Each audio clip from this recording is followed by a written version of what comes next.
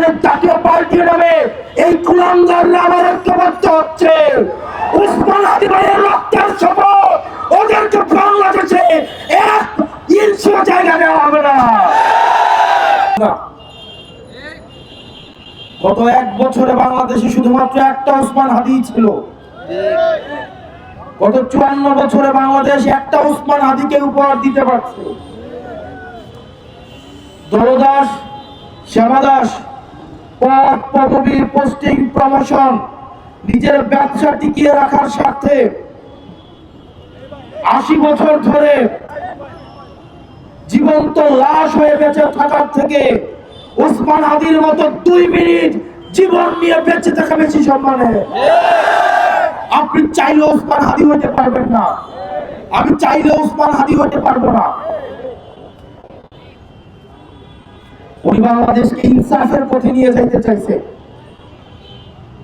আমরা ব্যক্তি স্বার্থে, দলীয় স্বার্থে, সিটের স্বার্থে, ব্যবসায়িক স্বার্থে, একটা টিভি চ্যানেল পাওয়ার জন্য, একটা গরুর হাটের জন্য, একটা বাজারের ইজারার জন্য, একটা থানা কমিটির জন্য, একটা জেলা কমিটির জন্য, ইউনিয়ন সভাপতি হওয়ার জন্য নিজের মেরুদণ্ড বিক্রি করে দিয়ে আমরা সেবাদাস হয়ে থাকতে চাই।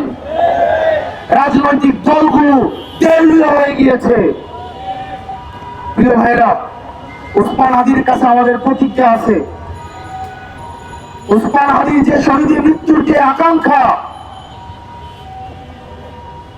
সকল ধরনের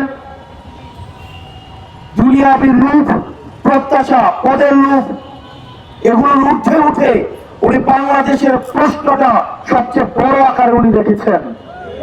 দুর্ভাগ্যজনক বিষয়, আমরা ওনাকে ধারণ করতে পারি নাই। গতকালের গুলিটা উসমান হাদির মাথা দিয়ে ফুটো করে যায় নাই, এটা বাংলাদেশের প্রত্যেকটা মানুষের বিবেক ফুটো করে গেছে। আমরা আওয়ামী লীগের সাথে এখন সবাই পরকিয়া করি। বিশ্ববিদ্যালয়গুলোতে এসে আওয়ামী লীগ এখন মিছিল করে, মিটিং করে।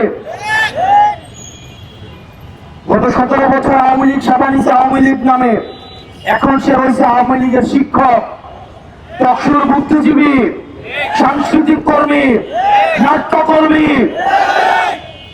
ফ্যাসিস্টের কোন ধরনের বাংলাদেশে কোন স্পেস হবে না, সে যেই নামেই থাকুক না কেন। এখন যে গুলশানের জাতীয় পার্টির নামে এই কুলাঙ্গাররা আবার ঐক্যবদ্ধ হচ্ছে।